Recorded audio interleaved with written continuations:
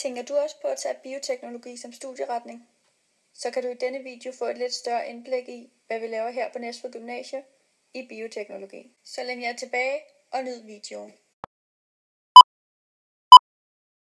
I bioteknologi arbejder vi blandt andet med økologi. Her har vi et klip, der fortæller lidt om det. Kan du dufte? Nej. Det er økologi! Professor Schnippelstein spiser kun mad med økologi. Hvem er de? Spiser de mad med økologi? Ja, det er dem, jeg snakker til.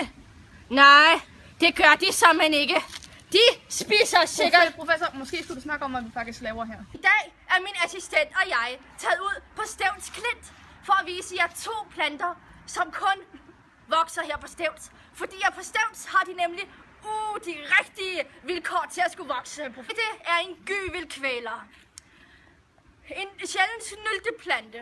Ja, den ser normalt ikke sådan her ud, men fordi at det jo er efterår. Okay. Det var så alt for Professor Schnitzel der. Det her, det er så en sjældent gøgeurt, og den vokser også kun her, ligesom den anden plante. Nej. Men vi har også mange spændende forsøg, såsom for eksempel ølbrygning. Vi har glukose, vi har alkohol, og det bliver altså til alkohol plus koldioxid. Og ja, det vil man så gøre, det er, at man tilsætter gær til glukosen, og så omdanner den sig så til, ja, det her Jeppe sagde. Og det kan godt være, at vi har skrevet glukose her. Det er fordi, det er sådan, man bruger som standard opskrivningsformel. Ja, og så kender vi jo alle sammen vores gode gamle etanol, som der bliver dannet i øl. Og så til sidst, der har vi sådan noget koldioxid, som der så er brusen i den skum, som vi får lavet.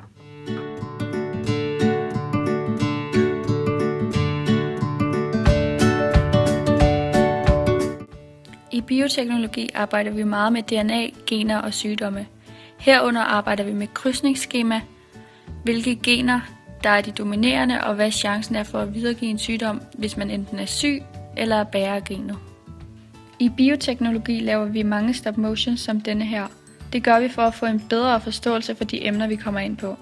Det er en rigtig god og en rigtig sjov måde at lære emnet på.